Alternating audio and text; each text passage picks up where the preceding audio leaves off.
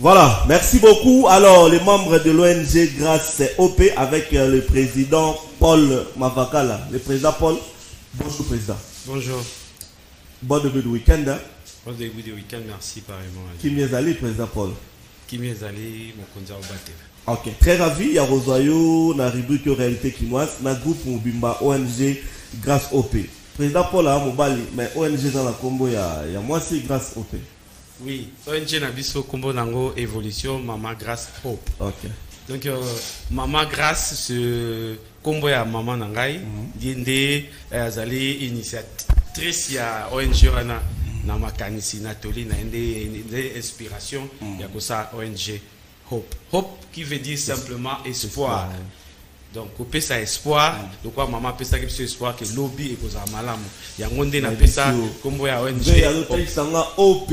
Écoutez, moi qui suis un anglophone, nous allons hop bien. Toutes mes excuses, mes amis. Grâce hop dans espoir. Très bien. Alors, pourquoi créer ONG? On a créé ONG parce que dans mon acquis, Ngaïmuko Elenge. Pe bilenge misusu na kati ya loyenge wana kuya kiboleke kobunga nezali mingi pona koyebisa baninga ke nzela o na meki koleka bino pe bokoki koleka nango yango wana tu créaki hope lokola espoir espoir que lobi ko za mwinda espoir que na suka ya tunnel lumière koya kaka donc ça espoir ya kopesa na jeunesse d'aujourd'hui na onyo se kolekana. Combien d'années d'existence déjà? Ça fait déjà 5 années tozali na existence. Il y a quoi ONG. Très bien. Quels sont les objectifs? Il y a ONG Évolution Maman Grâce Hop. Évolution Maman Grâce Hop, tu aller plus focaliser na union sur Italie, éducation, na sens holistique na union sur éducation morale, éducation physique, puis orientation vers la société. Éducation civique aussi. Civique, inclus na katia éducation holistique union sur. Est-ce que déjà depuis 5 ans déjà, bah objectif na bino malem déjà au salma déjà? Oui, tu aussi tu réalisé mingi na kuku les lots bandi ko bima muke to les sabato au tu réalisé qui dans le passé. Ouais. Dans le passé tu aussi tu organisé biloko ebele 2 tournois de football, 2 éditions na commune na biso ya Barumbu place siège à ONG Zali. De ça là qui tournoi de football Hop 1, Hop 2 na 2021 et 2022. Et ça là qui plus focalisé tant que na période de Covid. Ba te belé to bungisaki na ba famille nyonso to ba ki espoir wana to ya ko sangana na masano. Et ça qui ba activité à liboso to ça là qui to ça ba activité à ba aide na ba o ezai ko le karakata communauté na so plus focalisé toujours na Barumbu. Il y a eu un incident et Salamaka, le Pangomoko Ziki comme ça, il y avait des milliers de gens, ma famille Ezaki Belé Bafanda Kiwana, et puis Bazanga qui de quoi, où ils avaient la nécessité primaire à cause d'Anango, puis surtout qui n'a seko na bango, tout ça li activité à marche de santé, tout ça li activité à propriété, puis salubrité, na commune na biso ya Barumbu. Très bien, merci beaucoup président. La raison à l'eau, l'obisa, maman a rappelé, maman Moté. Mbote papa. Yo pour la membre la carte ONG Évolution Maman Grâce Hop. Nazali présidente na carte Évolution Maman Grâce. Alors justement très bien, justement évolution Évolution na kati ya groupe na biso ya ONG ezali kokende vraiment malamu ndenge ndeko Paula uti koloba awa ezalaki vraiment esengo mingi tango ayebisaki ngai kalobi ndeko Martine est-ce que tosangana poto sala eloko parce que maman na biso na commune ya Barumbu asalaki mingi donc biso bana ndenge totikali fallait tosala pe ya mingi yango ko créer loko moko ekosangisa bandeko nyonso ya Barumbu ekozala bien pona biso parce que biso toyoka toujours Barumbu eza zone moko oyo batu bakene na mona image ya mabe yango to mona ke ya kosangisa ba jeune bakoka koyoka kamateya oyo biso bakolo toyoka ki déjà ke lelo na mokolo ya lelo kuluna tout ça tozana na ngote surtout côté ONG ezali adresse nango vraiment c'était pas facile et siéger wana côté wana ezala ki soki comme 18h au lekate mais ndeko Paul a sala ki oya ko ko sala a calmer on est comme à 18h 10 minutes ko le kapé na sac na yo donc sala ki to ko onde ko la zo sala na bandi to mika ko soutenir ne yango pote barumbu image oyo bapesa na barumbu elongwa na génération oyo mais elongwa lelo il faut multiplier sur des forts toko multiplier des forts tant que tozali santé ezali toko multiplier kosangana na ba jeune pona kolakisa bango koyeba kobanga oyo aza bokolo oyo aza mwana azala na place na ye et puis koyede bango na ba activité po bayeba lobby ekozala biso te ekozala bango soki ba encadrer bango bien te bango pe na bana bango ekozala passe. Très bien, merci beaucoup. Alors papa, bonjour. Bonjour. Yogana Inagati à ONG. Naza chargé à mobilisation. Nakati à ONG. So batoki paramingi o etali ba jeune. Lelo oyo tokomo mona batu bakomi mingi bayanki. Totala bango moni boyi yanki atol opekisi otika te mena na organisation na biso nde toza na kati à ONG to litaki mingi siri yango. Tozolobela bango tokomi ko sangisa bango na ba réunion tozolobela bango te kikulu neza mabe photo sala bo to laksa bango pe misala o ndamu to yebi ya ma o problème na barombela ka kuluna te ya pe salité pe zali o esika biso tozali pe tozindaka tozolite ke to kire ba terrasse to salisa musala ba terrasse pona makamba courant déjà tozana ba câble mabele mais ata panya mukie to sala mais côté il y a salité to lité pinato silisa. Très bien, merci beaucoup. Maman? Oui, merci. Kombo Ari Japongo. Oui. Ozana moko ya bandeko na kata ONG. On lobby ni pour la ONG na bino. Ça les OK bonne. Pour la ONG na biso musala les okende bien. Problème na biso ezali ya matalité na biso. Tozo bongisa mais biso moko salité leki toko bongisa na sima bandeko bayeli susu kubwaka les problèmes ezande ya kubongisa na mitu na biso moko na nubato mentalité. Oui. Très bien. Merci beaucoup. Papa? Nkande Koko Chomba, ingénieur Koko Chomba. Aza membre na Katako. Avec Koko Chomba. Oui. Mais comment on a appelé Koko Chomba? Ah, très bien, c'est bon. Yo lobby ni pour la ONG. En tout cas, ONG va que vous voulez pas là. Aiba ki ndeko Paul, azaki un ami, azaki ne place moko. Bon, pour ça na pembe na itozaki mais à distance ya moko abungaki mais Nicolas Zongi. Pour ça na pembe na indi na yoko tala eloko na za ko sala pour visionner ko pesa espoir na jeunesse tout ça. Et c'est qui na pour ça pembe na donc yango mo siko toza place moko pour tume ko tana vision moko dès que tu ko sala pour eloko yo et yeba na makasi pe. Mais jusque là, évolution qui est bien. Évolution qui est malade. Très bien, merci beaucoup. Alors, président Paul, na moni mututo azana satisfait site, na moni mututo azana bolingo, na volonté ya travailler na ratia ONG. Les secrets c'est quoi? Les secrets zali boye ko so na bandeko boye. Soko lingi ko kende mbangu kende moko. So lingo kende musika za na bandeko. Yisa bandeko kina okoka ko kende ngai moko te, soki bino buza pembe na ngati. Tant to beta masolo ensemble et puis ça énergie à sika. Tant to beta masolo ensemble na zo yisa bandeko ke so to sali yango ko aliboke to kokoma. Et puis yango na confiance malembe bandeko ba ozwa 5 années après tout moni que to sali un grand pas. Donc pour faire ensemble pendant tout ce temps et sali que bandeko ba koma ko mona vision. Ezaki yangai moko et comme vision ya moko na biso to sali. Très bien. Merci beaucoup. Alors, sikoyo ba perspective d'avenir na bino ya nipo na moni moi drapeau mo ezana. Oui. Bon, on a la connotation politique. Oui, to lingaki kaka kofanda na isika ya cadre ya association non gouvernementale te. To lingaki pe tozala actif du côté ya baeba ko kamba mboka, du côté ya baeba décideur ya mboka. Yango wana biso ONG Mama Grâce to salignaki na mouvement to na parti politique ya le professeur honorable Modeste Bahati Lukwebo ou ezali AFDC. Ngai moko lokola moko ya membre ya ONG na kozala candidat député provincial du côté de Barumbu. Na commune à Barumbu donc et banaï déjà hein.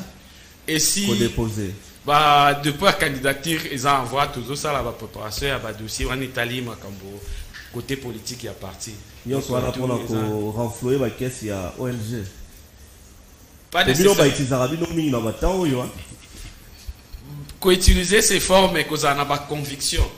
tant te pognon zelana te pognon par conviction te pognon par vision parce que les visionnaires ya FDC azali o ya utaki na société civile azali o moko na biso o ya sali mbambuma ko biso akoyoka biso na heure mususu amona biso pe na miso mususu. Très bien. Voilà tout ça derrière le professeur. Alors toi qui ensuite ça n'a bino activité récente au bout de ça de ces années. Tout ça li méga na benga méga marche de santé parce que de fois marche de santé batumi ba bisa to basangani ba tambanza moko biso sali marche de santé ou to sali plus de 100 personnes tout temps ça on a balabala na Barumbu c'était vraiment une activité forte au to sali récemment yango na peto mo na ba image alors Mikolo Zagoya na cadre ONG toujours président Paul ozokana kosala nini tozokana kosala ba activité minene mais plus focalisé côté à ba maman donc tozana concours lokola na moniteur siko na francophonie biso toza nzangophonie na toko créer activité à tournoi ya nzango ya ba maman yango mbela na lancer ya ba maman na Barumbu pona ko sala activité wana izo kende na cadre na bango ya sport lokola na physique na bango pe mental l'état na bango pe ko encourager ba maman que binonde bozali ko garder vision ya espoir ce bino bolobi espoir webisi na bana pe espoir au kende musika. Très bien. Merci beaucoup, Président Paul Mavakala. Yondo clôturer na biso. Dans le bisa bandeko. Pour na to ça. Maman Président, Koko ta la ONG, il faut bande ba Barumbu basa. Les aka pona ba na Barumbu bien, ça ça mobimba Congo mobimba. ONG oyo alingi ko ya ko sanga na biso, akoyo ko ya ko sanga na biso, to bekisi moto te. Adhésion zandeni. Oye kaka, o fute lokote, o kotika. Tozanga nini na fiche na biso formulaire au remplir o ndenge biso tolobi soko sepeli nango otikali na biso. OK. Siège ezawa puis na ba. Siège na biso ezali na Kabati numéro 4 na commune ya Barumbu. Kibati. Numéro 4 na commune ya Barumbu. Très bien. Numéro de téléphone ezali en tant que présidente. Numéro ya téléphone. On va président ça. Très bien. Alors poto kabwana na yo kasi moi ba mbote na compte ya ONG. En tout cas, vraiment, na pesi mbote mingi na famille na biso ya monene ya Barumbu. Je pense que à chaque fois que vous avez besoin na zalaka, soki likabwe zali, même soki ngai na zali de ndeko Paul ayali wana akoyebisa ngai o nyose koleka na sima na ngai mingi ya kolobezali te mbote lisusu na sango na biso o to mesali na ye abe Robert ata ozali te oyebake biso esika tozali totikali tozali kokanisa yo esika yo kozali kuna okanisa pona biso na bandeko nyonso ya lingomba la biso ya paroisse ya Saint Paul. Merci beaucoup. Papa liloba ya bokabwani na bambote sezali. Bon eloko suka na kyo ba exercise oui Jésus qui est malade. Bato que kabiso na musika mais c'est mieux pour ça pembeni. So pour ça pembeni de kozwa information si le PP c'est espoir peut-être on va ajouter un plus dans oyo de Paul Azana. Très bien. En tout cas na pesi mbote na grande famille ya biso nyonso na ONG na biso sport et Herméjan maman na bosani koteza ni Herméjan c'est maman Grâce. Maman Grâce OK. Maman Grâce puis na pesi mbote na grande famille ya Kolita simple. OK. Merci beaucoup. Maman yakobakisa eza kaka ke mutu nyonso aza na besoin ya kosangana na biso abanga te apusa na pembeni tozali kosenga mbongo te tozosenga pe ba papier belé lem so banga français akobanga lem so entourage ya batu pusa na pembeni na biso na pesi mbote na famille na nga saka Saint Paul Mobiba na pesi pe mbote na libota Mobiba. Très bien, merci beaucoup maman. Papa faut te suivre ça. Ouais. Dikambo suki sa oyo nalina loba ezali ke tozana posa ba jeune vraiment ba jeune faut baya basanga na biso tolongola na image ke onga na za yanki tokota pe biso esika bango pe baoza po lelo na Congo bana mbele ba olinga classe te balinga bana bakonzi bakonza biso biso pe to capable ya koma pe le roi bango. OK. Baya basanga na biso ONG ezali tozana veni Kibati numéro 4. So ba yeba okuta o nyonso ezala ya mabe kuna ezate. Mais na pesi mbote na famille na ngai futa, famille Kabamba, mama na nga chama na bandeko na ngai ya groupe Ijiba, ya groupe ya football na pesi bango pe mbote. Très bien. Merci beaucoup. Alors, avec tout honneur, tout de suite, ça président Paul Mavakala. Lilo Basuka par rapport à Nema va découvrir ONG Lelo et puis numéro de téléphone. Merci. Dans le numéro de téléphone et adresse na biso. Tozali na Kibati numéro 4 dans la commune de Barumbu. Référence à la maison communale de Barumbu. Numéro de téléphone contact pour nos biso 089 99 31 255. 089 99 31 255. Donc, ça plus encouragement à les jeunes, à l'association, à la commune à Barumbu, tout ça, pour tout tomber à Barumbu, na biso. Barumbu centre-ville, Barumbu c'est un état d'esprit. Tout ya, tout ça, tout ça, beaucoup, pour tout même, et locaux, liboso. Na sengisu na ba jeunes, tout ça, chaque samedi, tout ça, à Salongo, na différentes paroisses, na biso à Barumbu, il y a Saint-Paul, Saint-Éloi, Péto, qui est na Saint-Rombo. Où il y a Amoni chaque samedi, azana ko jeune de biso pour na Salongo. Aya, si ma Salongo ana, tu peux ça un peu moins loco pour na bye bye ko sala. Donc encouragement et zalaka. Na pesi moti na famille na ngai mobimba, na ba na ngai sika musika bazali et na madame na ngai Fatouma que musala ezali et toujours kende toujours liboso boya. Eza ONG ya Rio ya ngai pe ya biso nyonso.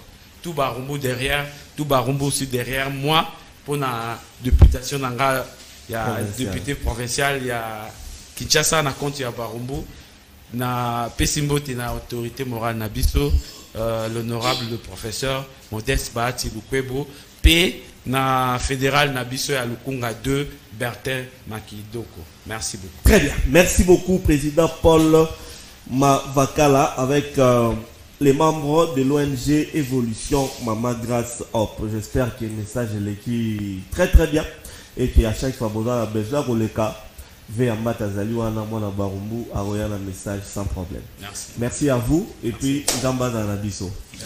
Voilà, justement, tu as l'image, il y a ONG et puis directement Mike Arouta, rubrique invité pour recevoir le pasteur Bijou Mopina. C'est parti. Kwebo, c'est le but de cette marche dite des santé, organisée le dimanche 30 juillet 2023, une marche qui marque également les 5 années d'existence de cette ONG. La dite marche des santé, après l'itinéraire, la commune de Barumbu, en passant par la chaussée Kabambare, pour chuter à Kibati, siège de l'ONG Mama Grace Hop dans la commune de Barumbu.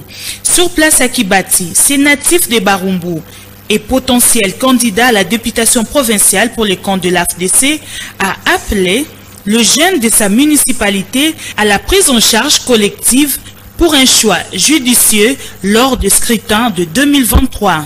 À l'occasion de cette marche de santé, c'était dans le cadre de l'ONG Évolution Mama Grace Hope.